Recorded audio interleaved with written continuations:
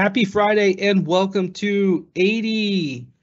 Is it 88? Maddie, I can't remember. I didn't put it in the notes this time. I think it's 88. Yes. It is 88 of the weekly recap. A little bit more calm. I'm actually not doing this at 5 in the morning here today. Maddie, how are you doing today? I'm doing good, quite busy in the community, organizing events, talking to members. Love to see the community active. There is a lot of awesome content shared from our members. You can tell that the vacation is over, right?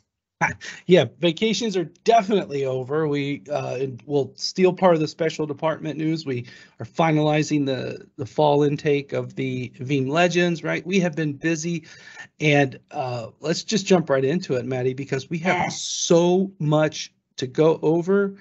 It is out of control. So here we are. Let's start with the featured content. And first up is Maurice, who's talking about updating and installing Veeam backup for Microsoft 365 using Chocolatey. Now, this is pretty cool. What caught your eye on this one, Maddie? First of all, as always, I want to thank Maurice that he's been active in the community. It's always really great to see our vanguards active in the community. And as you said, Maurice is talking about how to install and update Veeam backup for Microsoft 365 using Chocolatey. I'm crazy about chocolate. So when I saw Chocolatey, I immediately wanted to read it. So what is that actually? What is Chocolatey, right? In short, it's a package manager for Windows. At this point, I knew I won't get any chocolate, but I kept reading it, So let's actually get serious about the article. Maurice is talking about how every installer is different on Windows machines.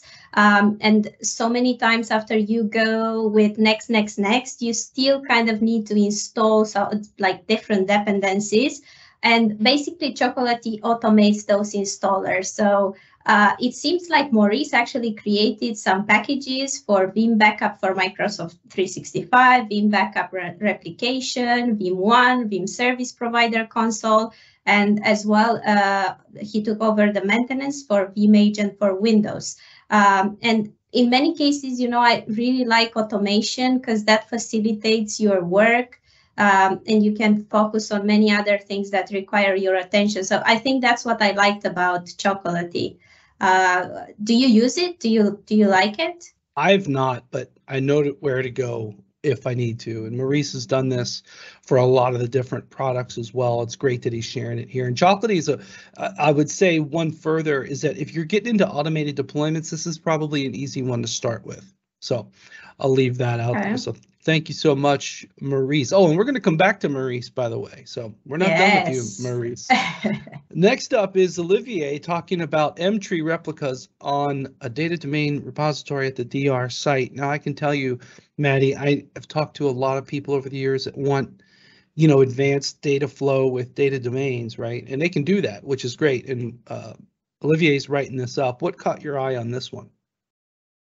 Well, Olivier is the national solution architect at Veeam, if I'm not wrong, right? That's and right. He actually, what I like about it is his answer a question that a customer asked recently, how to use the data domain repository mtree replica at the DR site. What I really like about it is it comes from a real case with a customer, and I would like to encourage more Veeam employees to come in the community and share from their experiences with clients. I think that's how we all learn, from real use cases. So I really think that's great job done by Olivier, and thank you for being in the community. Yeah, Olivier, who's also a Veeam MVP, I believe, he is really sharing these great perspectives of what he's dealing with customer scenarios. He always gets the tough ones too, Maddie. So thank you so much for sharing, Olivier. And I absolutely love this. This is a great springboard for so many things to be done right. And I'm guilty, Maddie, of not, using good names for backup jobs, but Wolf kind of sets the standard here. What did you like about this post? To be honest, it's a new thing as well for me. It's just like the first time when I actually see someone in the community writing about that. So I thought it was interesting as well, and I see how much engagement he brought to the community by sharing this. Actually, it's really short article if you think about. So people jumped in and they just suggest more names. So I think it's great and we can all learn from that. So thank you, Mateus, for doing that. Yeah, exactly. So Hunter jumps in with some of their perspectives. Adanet, I haven't dropped your name on the forum on the recap yet. Exactly. It's just everybody has their way, and then I'm convinced those who don't really have a good way, a good standard of it, everybody can learn from that. So thank you so much, Wolf, for sharing that one. Now, we didn't really break the rule, Maddie, but we're going to go Veeam crazy on special department news. Are you ready? Let's do it. Let's do it. So first up is actually over in the forums. This was a pretty awesome post here by VM Tech 123 talking about really the support team. I can tell you, I work a lot with our support team. They work so hard to make sure customers' environments are functioning correctly. Even Double D, David Domask jumps in here as well. So this is a good post. We're going to put this up in the links of the recap post as well. But, definitely a good read to check that one out over there. Now, that was one of my picks, but then Maddie had a whole bunch of other picks, and you wanted to share on the news side, the best practice for the cloud guide is now up as well, right? Yeah, we are going back to Mateus. He's the one that actually shared the guide, the best practice guide for Veeam backup for public cloud solutions. So this is a great resource for all cloud people out there. So I just advise you go there and just read it. If it's easier, you can just go to the community, find this in blogs and the link in blogs and podcast rather than just go on the website and look for it. So. Yeah, this was new around our Tech Expo time. So it was done, but it wasn't fully published by then. So good catch there, Wolf. All right, next one. Oh, community guide, how to do a question. Michael Paul dropping in some knowledge here. I think this is a really good topic just to keep the content flowing right.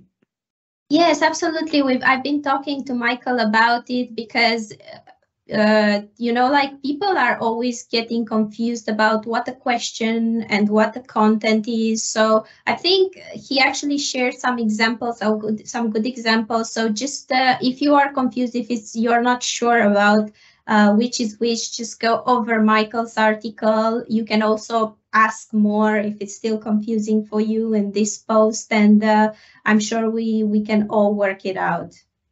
Yeah, indeed. And sometimes Maddie and I can go in and reclassify things, but honestly, we don't do that much.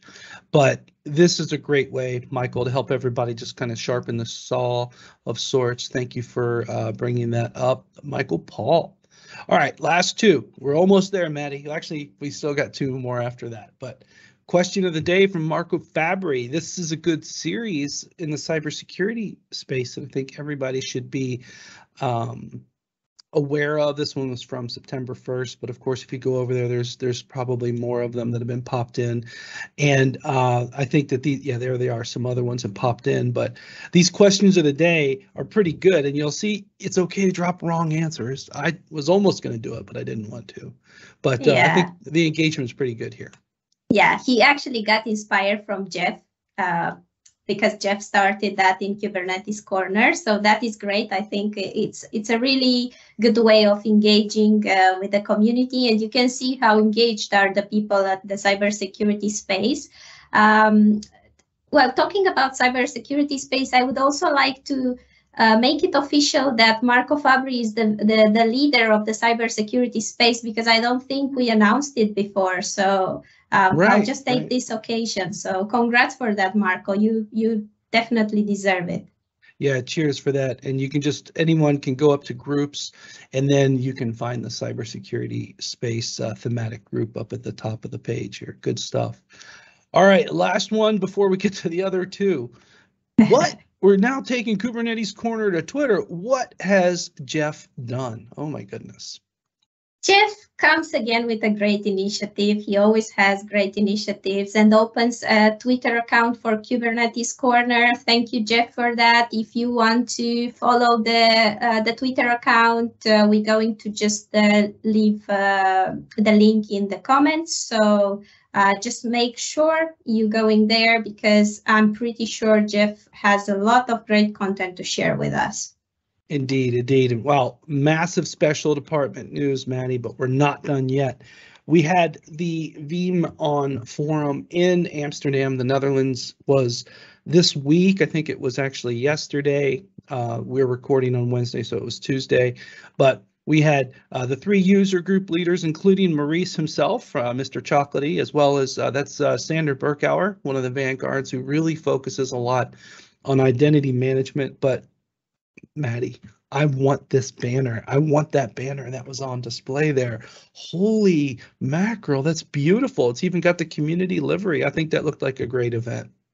Absolutely. I'm pretty sure it was a great event, and I do want to thank them for actually doing all these great flyers, because they did also flyers. They did some pens and some t-shirts with like the user group, Netherlands user group, and those banners are amazing. They even have a QR code, if you look in there, that sends you to the community. So how amazing is that, and it's such a great best practice for everyone in the community to learn from.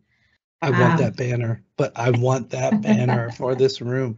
All right, we're going to go to the last thing, and a nice even number this week, plus 50 in the Who's New. Now, no joke, everyone. When we do the Who's New, this whole coolest username bit, do you have any idea what I do? No joke. I send just a flat list to Madi without fail. Her and I pick the same ones, and I don't influence. I don't put them in bold. I don't make them italic. No. Great minds think alike. Indeed. Super Crystal, which she is good people from Canada. I know her well. And Veeam Novice. Pretty cool. Love these 2 usernames. Big welcome to everyone, all 50 of you. And busy week. Kind of breaking the rules. Who knows? I don't know. But, you know, it's a busy week. That's what we do. But thank you so much, Madi, for preparing all of the content here today. Absolutely. It's my pleasure. Are we going to do the big announcement? We better do that big announcement that I almost forgot about. And we're going to push this episode live on Friday of this week. I guess that'd be the 9th. And we will have Legend's second intake list published. We've been working through all the details, communicating to them, letting them know. Big congratulations to a small plus new. Like, we're not having massive net new. It's a very prescribed motion. I think we're at 4. Is that right? 4 new? That's about right. Yes. Yep. And 1 from the community and 3 from the forums, I think, is our split. But we're pulling them into the community. That's what we're doing. Yeah. So, I'm looking forward for that announcement. I think everyone is excited about it. Indeed. Awesome. Well, thanks for watching, everyone, and have a great weekend.